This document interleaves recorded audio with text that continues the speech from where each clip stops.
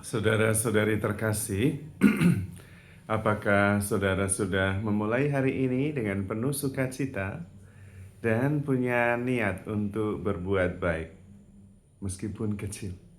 Semoga Tuhan memberkati niat baik saudara. Mari kita hidup sepenuhnya, karena hidup itu luar biasa. Hidup itu tidak random. Hidup itu ada yang menyelenggarakan.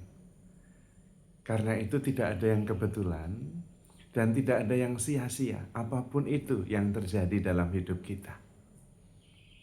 Namun kita mesti terbuka dan menyadari bahwa kita tidak tahu. Karena itu kemudian kita tidak hidup berdasarkan apa yang kita tahu, tetapi berdasarkan keyakinan bahwa hidup ini ada yang menyelenggarakan. Dan yang menyelenggarakan itu bijaksana sekali. Sementara saya tidak mengerti banyak. Maka kita dalam menjalani hidup semestinya tidak berdasarkan apa yang saya tahu. Karena kemudian bisa menjadi kacau. Contohnya, kalau kita lihat ke suatu tempat yang sedang dalam pembangunan, tetapi pembangunannya masih tahap awal, pasti yang kita lihat adalah sesuatu yang berantakan. Tanah digali, kemudian ada besi-besi di sana-sini, ada juga pasir batu yang tidak kelihatan bentuknya. Kalau kita menganggapnya hanya itu saja yang kita lihat, itu adalah kekacauan.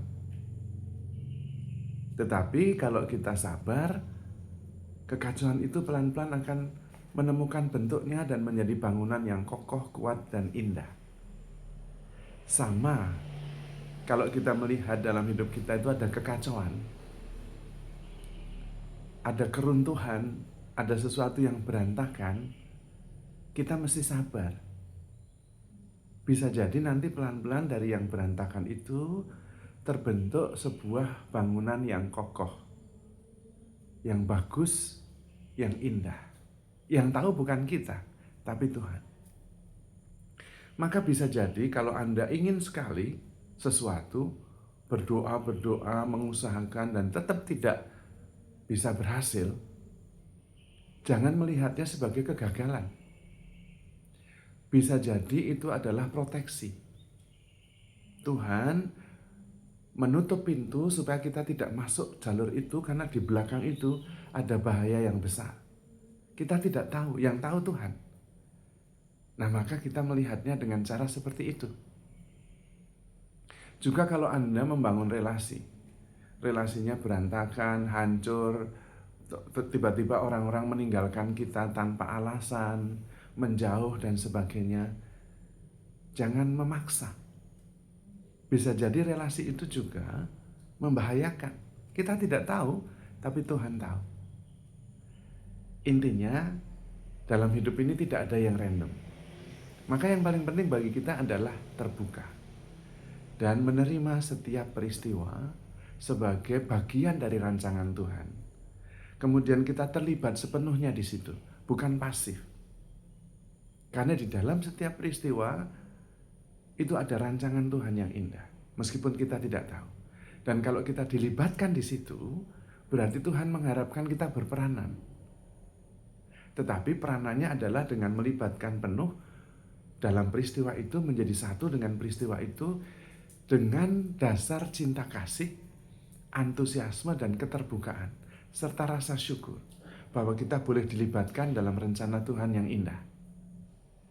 Nah, pada waktu itu kemudian kita menjadi lebih jernih, tidak dipengaruhi oleh luka lama di masa lalu atau kekhawatiran akan sesuatu di masa depan.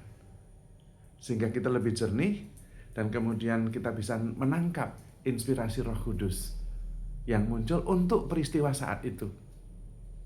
Maka kita mengalami peristiwa hidup ini dari saat ke saat. Jangan tergesa-gesa dan jangan dicampur dengan pengalaman masa lalu maupun kekhawatiran masa depan, terutama yang negatif. Lalu kita sadar bahwa Tuhan punya rencana indah dan Tuhan itu powerful. Kalau Tuhan itu berkenan pasti jadi. Kalau tidak, ya tidak. kita dilibatkan untuk mewujudkan rancangan Tuhan itu. Dan itu adalah sebuah penghormatan. Maka sikap dasar kita adalah bersyukur dan kemudian mengatakan, aku ini hamba Tuhan. Terjadilah padaku menurut perkataanmu. Lalu kita memberi yang terbaik atas dorongan kasih. Karena dorongan kasih itulah cara Tuhan melibatkan kita. Karena barang siapa mengasihi, dia berada di dalam Allah dan Allah di dalam dia.